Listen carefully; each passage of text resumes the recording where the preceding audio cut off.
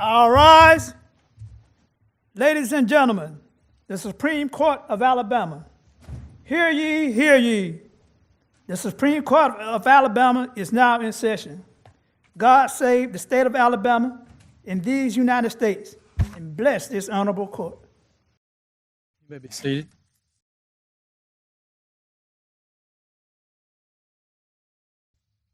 Welcome you all here this afternoon. Chief Justice Parker was unable to be at this argument this afternoon, but as always, Chief Justice Parker will have access to the recording and will be able to view this argument. Madam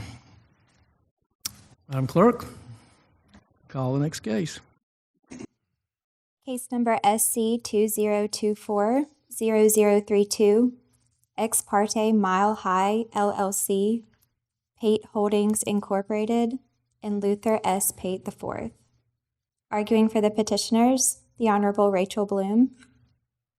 And arguing for the respondent, Flying M Aviation Incorporated, the Honorable Lee Gresham.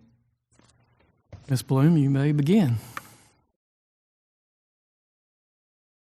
Thank you, Acting Chief Shaw, and may it please the court. As we all know, it is extremely difficult, if not impossible, for the law to keep up with technology, and it certainly can't happen at the same speed. Technological advances make leaps and bounds almost daily, and as soon as we as attorneys and litigants figure out how to manage the developments of yesterday, something new occurs today that changes everything. The issue presented today is a case of first impression for our state, but it's certainly not a unique situation and set of circumstances in the world in which we live today. Almost daily, you can turn on any news channel and be bombarded with information about artificial intelligence, hacking schemes, and other technological advances that compromise financial accounts and sensitive information. And this is not an issue that is likely to diminish, but rather intensify as new and inventive methods are created for doing so. Therefore, today, myself, along with my co-counsel, Chuck Malone, and on behalf of our client, Mile High LLC, and Mr. Stan Pate, are asking the justices of this court to establish a protocol and safeguards that give guidance as to who should bear the burden of a loss when a third-party fraudster or hacker or whatever other name you wish to give somehow gains access to funds and other sensitive information through either hacking or spoofing or artificial intelligence of some sort. In our case, it is our belief that this is what happened is referred to in the tech world as a middleman scheme. It is where a person or code or some other program gets into either an email server or other system and sort of just sits back and waits for an opportunity. By being that middleman, they see incoming emails and outgoing emails and just sort of sit and bide their time until there's something that can be useful to them. In this situation, once the email started talking about the transaction and the amount of money and how that would be carried out, that is when the middleman inserted himself without either side's awareness at that point. And so I wanted to sort of go back to the basics here. Yes, sir. There was a motion to enforce filed before the trial court, and then the trial court made a ruling. So did the trial court grant summary judgment, or did the trial court hold a trial? I was not trial counsel, but my understanding is that there was a hearing that was not on the record, and the judge granted the motion to enforce. So there's not a transcript. There is only a transcript of the hearing on the motion to alter or amend the judgment. So is it Amount's your not in position? dispute. Go ahead. But the amount is not in dispute. I mean, it was a settlement, some certain amount. That is correct. So there's a settlement agreement. In my mind, a settlement agreement is a contract, Yes, Your Honor. right? And so the motion to enforce a settlement agreement, in my mind, is a summary judgment motion on a breach of contract. Is that what you understand? I think that argument can certainly be made. So I'm struggling here for the standard of review. If it's summary judgment, is there a genuine issue, material fact? If it's trial, it's ore tennis. So were there disputed issues in fact and witnesses, live witnesses and so on at this hearing? No, it was just arguments of counsel from what I understand and read from the record. So if we decide that there are disputed issues in material fact, we need to send it back for a trial? Is that what your position is? If that's what the court were to determine, if the court were to determine that that was in essence a summary judgment decision, then yes.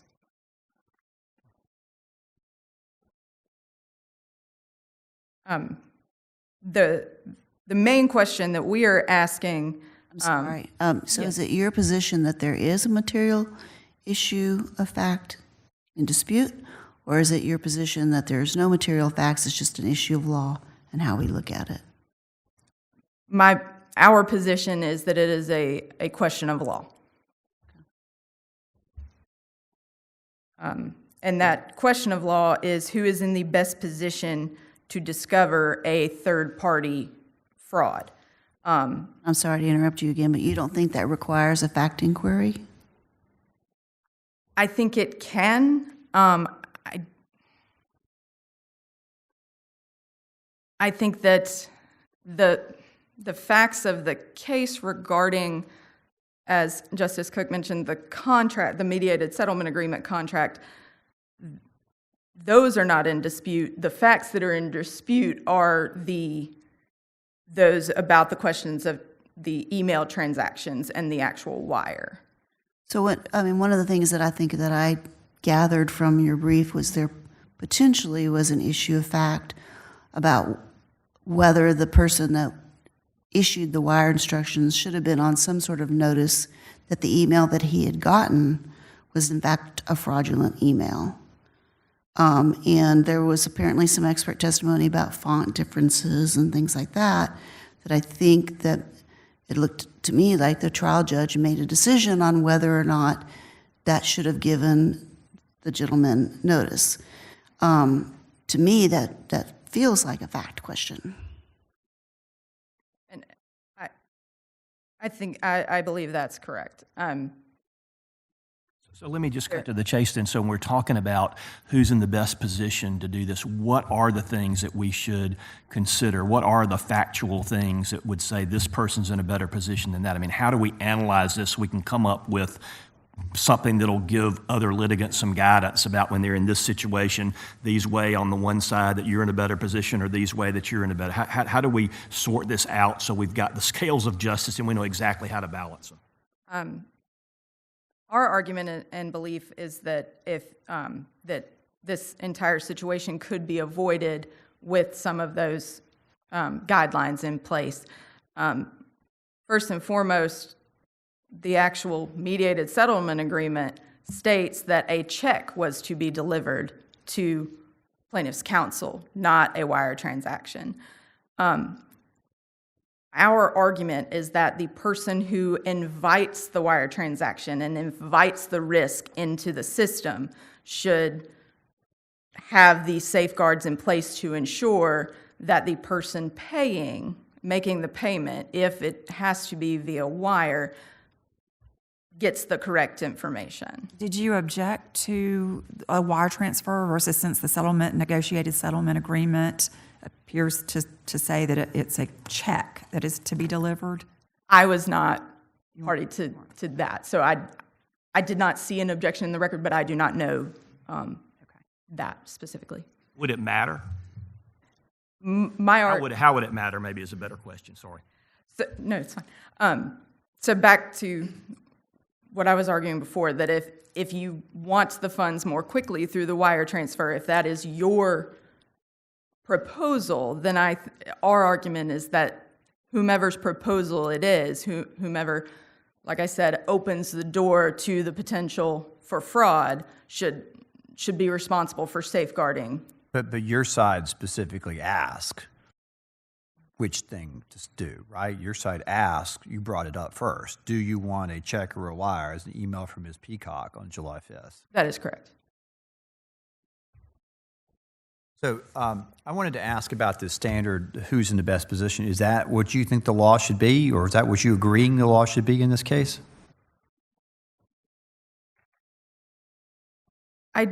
I do. I believe that the UCC is informative in their interpretation of what I've been told is the imposter rule. I think that can be informative for this case and future cases that are similar.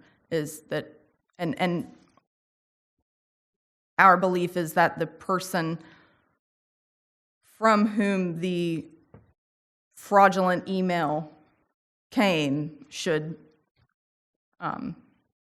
bear the burden on ensuring the safety. I'm not necessarily disagreeing with the standard, but there is a contract here, right? And the contract says the payment shall be delivered to Flying M's counsel of record. So did your side breach the contract by not delivering payment to them? Our argument is that the payment was fulfilled based on the information that was given. The wire instructions, though fraudulent, listed the beneficiary of the account to be plaintiff's counsel. Right, but it says delivered. That would mean they got it. In my mind, delivered means I got it, right? What do you think the word delivered means? I do think that there's a nuance between delivered and performed or fulfilled. Do you think delivered means I got it, or delivered means that you just sent it? To me, delivered means that it was sent purportedly to the place it's supposed to be sent. So if you place something in the hands of the post office and they send it, they deliver it, they take it, a third party takes it to the wrong place. But it's not delivered till the post office actually hands it to somebody, right? Correct.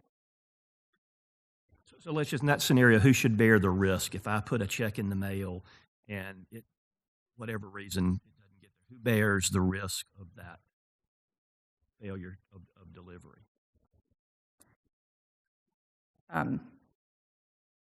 I would say an insurance company, but and the insurance you place on that. But I can't say for certain in every situation who should bear the burden. But I do believe that the person whom has the breach should ensure that if the breach is discovered or if the other side has gone silent and you're not hearing from them, should do something quickly to ensure that things are sent where they're supposed to go. Ms. Bloom, let me ask you something. You wrote on page 22 of your brief, in this age of constant cyber attacks, we should all be mindful of the old law school maxim, he who deals with the thief suck the big egg. I'm not trying to be flip. I've never heard that, and I'm not quite sure what you're trying to communicate with that. So could you enlighten us, please? Sure. So that phrase was said to me multiple times by my grandfather, who taught at the University of Alabama Law School, and my father, who practiced law for more than 40 years. But what I mean by that is similar to what I stated earlier, that he or she who invites the risk, who opens the door to a hacker or artificial intelligence to manipulate their system, should ultimately be the person for that the burden should fall on.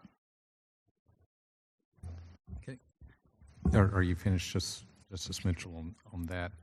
I do want to ask you, we do have, I consider from where I sit, you all may not, but the benefit of an opinion from the Court of Civil Appeals. Mm-hmm. And it's my understanding that both sides are consenting to the application of this imposter rule, correct? I mean, I couldn't hear that last. I'm sorry, that you're consenting to the application of the imposter rule, for lack of a better term. That's correct.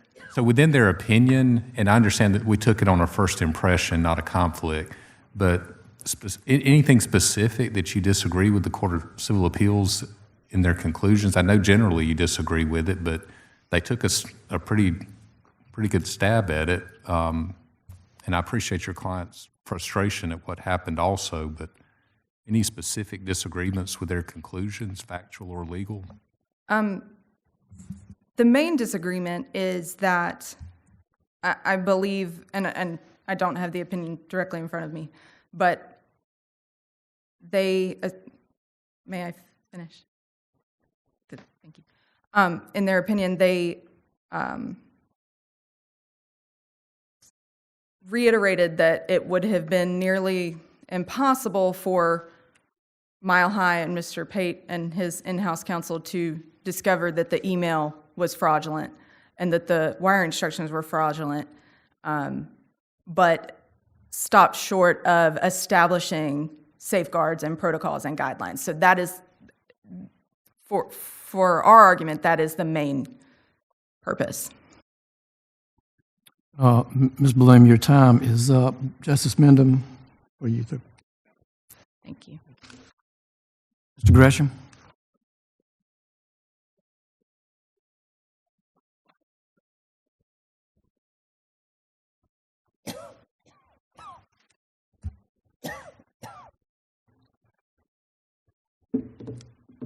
Justice Shaw, Associate Justices, may it please the Court. I'm Lee Gresham, and I am here on behalf of Flying M Aviation, Inc. on this matter. This case is unusual in a couple of respects. The facts at issue are unusual. It's been stated it's a case of first impression.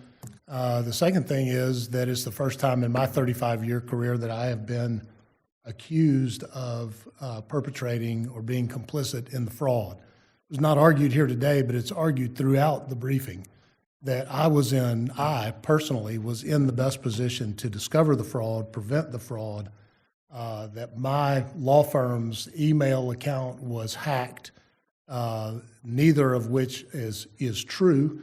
That has been dispelled by an expert affidavit that was submitted to the trial court. So I take this case personally, regardless of what the court's ruling is on this case. I take it personally, I take it seriously, and it's a serious issue regardless of what the facts are at issue. The standard of review, I think, is clear. I've cited in my brief, this court has ruled a number of times that a ruling on a Rule 59E motion is for abuse of discretion. That has never been brought up by the petitioners. They've never argued at one time that the trial court abused its discretion in issuing its order denying their Rule 59E motion for relief from the court's original order granting the motion to enforce the settlement. So let me stop you there and ask you the same question I asked the other side. Do you think the trial court granted you a summary judgment, or do you think the trial court held a trial? I think by the very nature of the ruling of the trial court that he certainly ruled on factual issues because he made the determination who was in the best position, whether they exercised reasonable care. Those are questions of fact. He also ruled on whether I had anything to do with the fraud and disposed of that. So there were certainly fact questions that were at issue before the trial court. And we don't have a transcript of that trial. We don't have a transcript of the original hearing, the motion to enforce. We do have a transcript of the order at issue, which is the Rule 59 motion. There is a transcript of that. There was no oral argument at that hearing, but there's a transcript of the court and the parties. Was there any testimony taken at the There was no first hearing?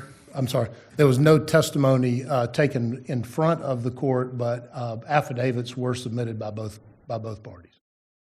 So are you consenting to this imposter rule, the Arrow case decision? Or do you think we should apply some other rule like a breach of contract? I think the imposter rule is well-reasoned. I think it's, you look at the case law and it's a combination of the restatement of contracts and the UCC. It takes into question the two questions. Who's in the best position to prevent the fraud? And did they exercise reasonable care in dealing with the fraud? Here, the evidence is one-sided.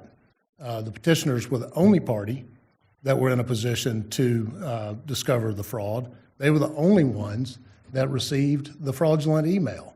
My email, it's undisputed, has been, they've disputed it, but the facts are that my email address was spoofed, which I had no knowledge of, no way to know that, until 12 days after they wired the funds. And they notified me of it.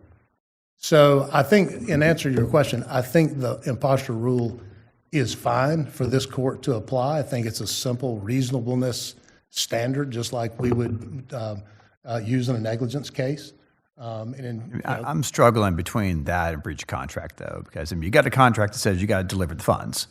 And then you got this common law argument that who's the best person to avoid the fraud. And I don't understand. I don't know which rule there should be, and I think other people in our court don't know which rule there should be. And I'm not going to make a judgment which one is better for you, but I think that the imposter rule somewhat anticipates that, in that the UCC talks about that when you have a payment that's due, it's obviously in the banking context, forgeries rather than a fraudulent email, but you haven't paid until and you brought this up with Petitioner's Counsel, you haven't paid until you've delivered the payment on it. So there is a breach of contract, but I think that in terms of discovering we have a fraud here that intervenes on that breach of contract. So who is in the best position to prevent that fraud? Suppose that instead of notifying their bookkeeper to wire the settlement funds to me as counsel for the plaintiff, the respondent here, suppose that instead of doing that, they said, here's a sack of money. I want you to walk this down to Lee Gresham's office, and I want you to deliver it to him. And that bookkeeper grabs that sack of money and walks down to my office, and she walks in, and there's a guy standing in the lobby of my office, and she says, well, I'm here to deliver this sack of money to Lee Gresham. And this guy, we don't know who he is, he said, I'm Lee Gresham. And she hands him the bag of cash, and he walks out. Have they delivered the settlement funds in that regard? No, and that's what the UCC says, that until you have delivered the payment on the transfer, then you have not paid. You've not fulfilled your payment obligation. You understand they thought they had paid it. They thought it had been delivered. They did, yeah. But, I mean, again, who's in the that's best rub. position to discover the fraud? Me or my client? We have absolutely no way of discovering the fraud. There's no way, there's no exercise of reasonable care that we could have undertaken that would have discovered the fraud. Mr. Gresham, what would you say to Ms. Bloom's argument that she made a few minutes ago that, yes, as Justice Cook read from the record, they asked you about, notwithstanding the contract saying delivery of a check, you want to do it by wire, and then you engaged with them about how to wire the money. At that point, were you assuming the risk of something like this going wrong? Well, first, let me make it clear that, as Justice Cook pointed out, the choice was proposed to me by counsel for petitioner in the first place. Do you want a check or a wire? I said, I'll send you my wiring instructions, and you can wire it. So did I assume the risk of that wire then? No. I just sent her the wiring instructions, which she never received because they were intercepted by the fraudster. So going back to what I was pointing out is we had no way of discovering the fraud. They received the fraudulent wiring instructions. You can look at the fraudulent wiring instructions and tell, if you compare the Chase Bank wiring instructions with the South Point Bank, you can see that there are differences and there are deficiencies in the Chase Bank, the fraudulent wiring address. But also, hey, Lee, this is so-and-so. Did you send the wiring instructions to go to Chase Bank? They never did that. The bookkeeper didn't do that. Their counsel didn't do that. There was no question at all. They were at least in a position to discover the fraud. We were not. So I think that is clear from the record that the facts speak for themselves on that. As far as Okay, I just want to get it straight. So they asked for the wiring instructions. Is this in an email or are you talking on the phone? email. Email. You send them the wiring instructions, but they never got that email. Correct. So you can also understand their position that they've had an email to you, you say you're going to send the wiring information, and then they get some wiring information. So they think what they're getting is coming from you because y'all have already established that you're going to send it over. Well, other than the wire instructions themselves, which are deficient and defective, How would they know that? How would they know that they were deficient and insufficient? Well, if they take any kind of reasonable care, they could determine that. Hey, there's no beneficiary, there's no person to contact on here if we have a problem with this wire. This looks weird. The fonts are different. There's no beneficiary contact information from the bank. Are the fonts different from your email that you sent them in response, the one they never received, so they wouldn't be able to compare them? No, the fonts are different from each other on the document, the wiring instructions.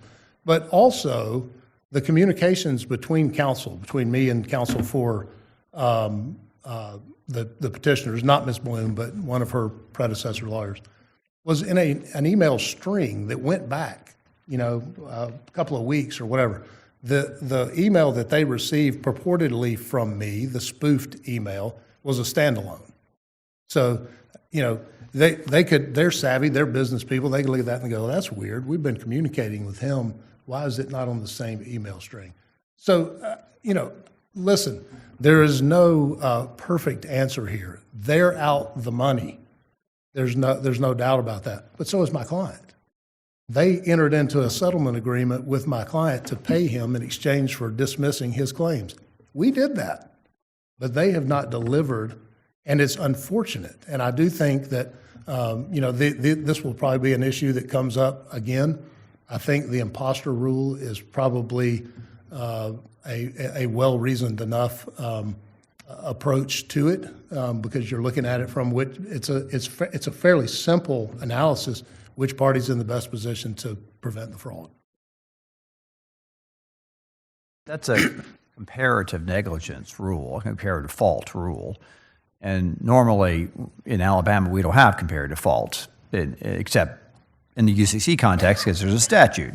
So we would be adding comparative fault to a common law claim in Alabama for, I think, the first time. Is that what you understand? I think this court can choose not to make it comparative fault. It's who is at fault, who is in the best position to discover the loss, and that person bears the loss. And I think that is in totality, unless there's some. I don't know what the confounding factor would be, but you're right. I mean, we don't have a comparative fault, standard here in our state, and so I think that it doesn't have to be that. But the imposter rule does require us to balance, like you said, who's in the best position. So there's certain facts, and as I said to petitioner's counsel. It's like, we've got the scales of justice. We put some facts over here. It balances out. So how do we get away from some kind of comparative? I'm thinking we've got to entertain these facts and balance them out, and that seems to be who comparatively is in the best position to have avoided this, because there could be some things that go on either side. It's not going to be just, all or nothing. Yeah, I guess I think of it as kind of as a negligence standard. We have contributory negligence here, but from a negligence standard, did this person act reasonably or foreseeably or not? And I think that can be a definitive, this party A or party B is in the best position to discover the fraud. I don't think it has to be comparative, and I don't think that, remember, all this case law is in its infancy. And these cases are basically adopting things from the UCC and from the restatement of contracts. And nobody's saying this is it's not like, you have certain elements, that you go through. This is kind of a developing area of law. But I think here it makes sense for the facts of this case. And I don't think the court has the burden of establishing precedent. I think for the facts of this case, who was in the best position to prevent the fraud? The trial court made that decision. The trial court's ruling should be only overturned, I say, the case law says, for abuse of discretion. There's not a shred, there's not a single line in any of their briefing that shows that or suggests that the trial court abused its discretion. They merely say he was wrong. In the context of the Rule 59 motion, they say he was wrong on one fact. He corrected that in his amended order, but his conclusion was the same, that the petitioner bears the burden because it was in the best position to discover the fraud. Unless there are any other questions for me, I will sit down and give way to my opposing counsel. Thank you. Thank you, Mr. Gresham. Ms. Bloom?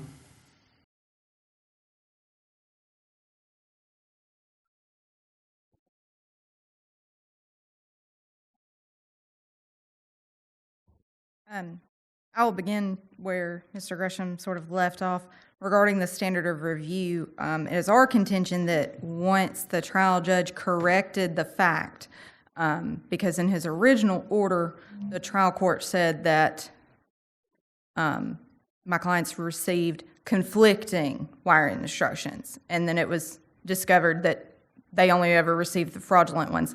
And so our contention, and regarding the standard of review that it should be de novo, is that the judge, after correcting that factual mistake, misapplied the law to the new set of facts. Yes, sir. Applicable standard of review here? We contend that it should be a de novo review. And nowhere, Do you I'm sorry. agree the trial judge made factual findings? I mean, if he held a hearing and held factual findings, it would not be de novo, right? We'd give him more a tennis. I don't know that I can answer that question in an intelligent way because I wasn't there. My understanding is that no actual testimony was taken, just I believe just the affidavits presented, but I'm not sure I can give a... So you think it essentially was a bench trial on documents? Possibly. Like I said, I don't want to say one way or the other because I wasn't present for that. Mr. Gresham gave me the impression that there was a trial, as he kept saying there were different facts that were decided. And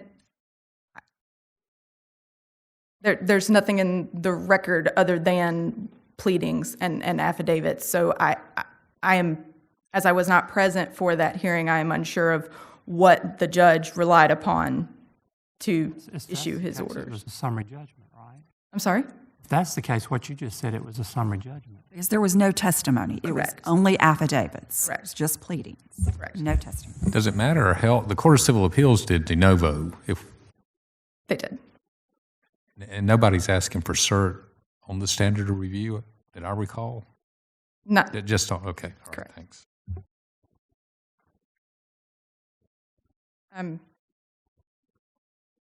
regarding the first part of Mr. Gresham's argument, we have never contended and said that anything with him or his firm was intentional. We concede that they did not know that someone had gotten into their system.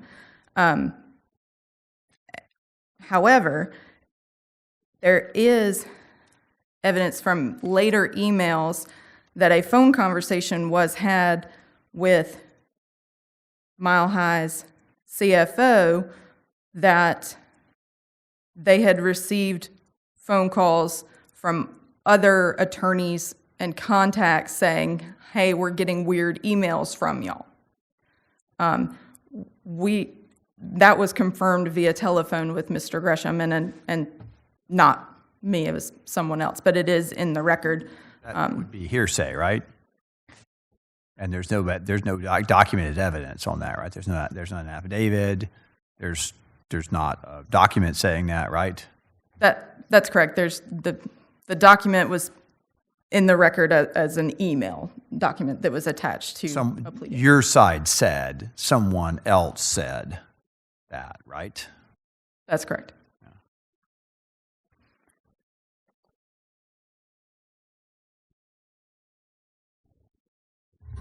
So is the purpose of this appeal, are you just wanting us to develop guidelines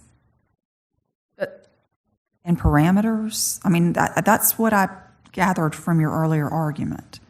Yes, that and to hopefully prevent future frauds like this.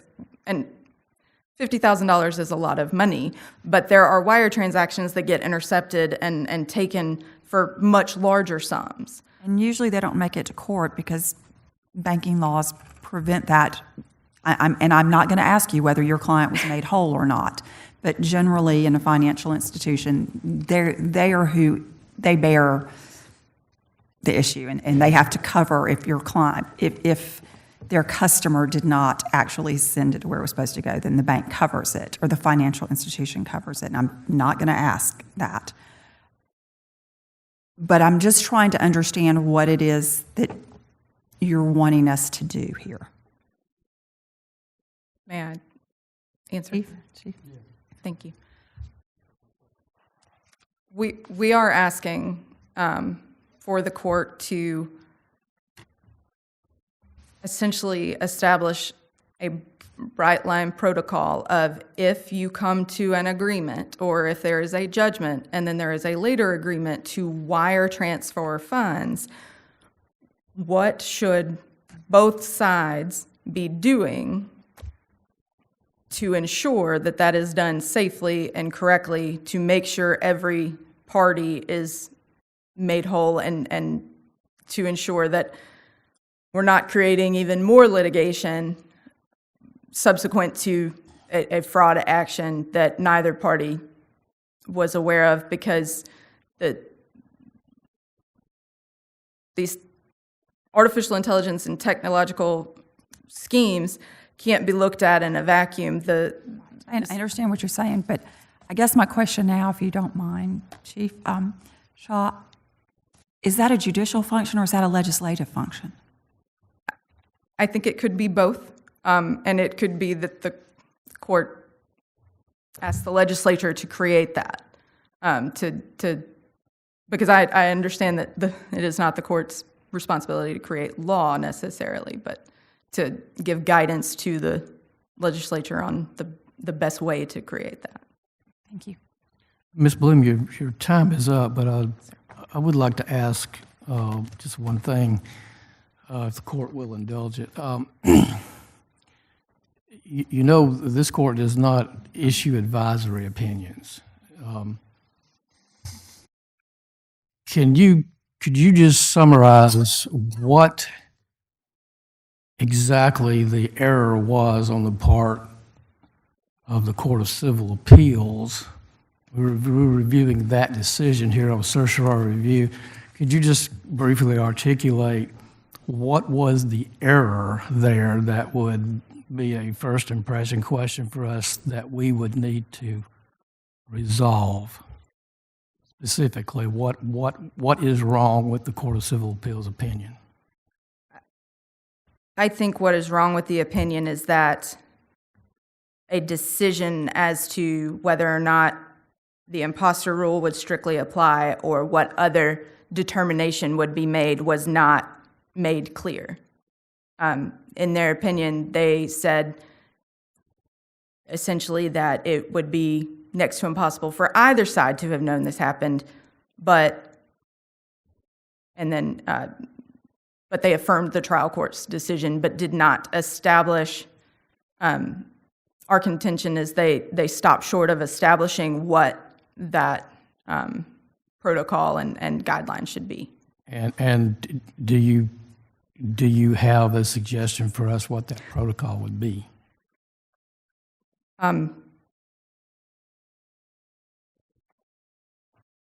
It sounds like the Court of Civil Appeals looked at the trial court's application of this imposter rule. He had a difficult situation there in front of him for all parties concerned. He accepted documents, affidavits. He did not take oral testimony, so he accepted documentary evidence, and he made a ruling based upon that documentary evidence and basically concluded that your client, the appellant petitioner, was in the better position to have recognized something was wrong here, and therefore the loss would be borne by the petitioner. So that's what the Court of Civil Appeals did. So other than asking us to issue an advisory opinion on what protocol should be available, I assume you're arguing that the trial judge was wrong in his legal conclusion from those documents that your client was in a better position to discover this and possibly avoid this this fraud that occurred. That is correct, and a large part of that is that it wasn't just a spoofed email that didn't make sense. It had wire instructions purportedly to go to the plaintiff's counsel's firm, and it also had the signed agreement as an attachment as well.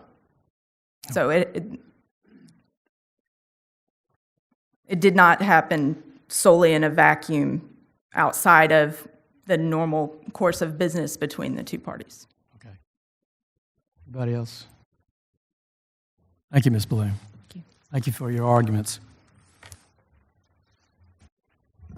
Appreciate the good arguments by counsel. The case will be submitted, and we will get a decision forthwith, and court will be adjourned. All rise.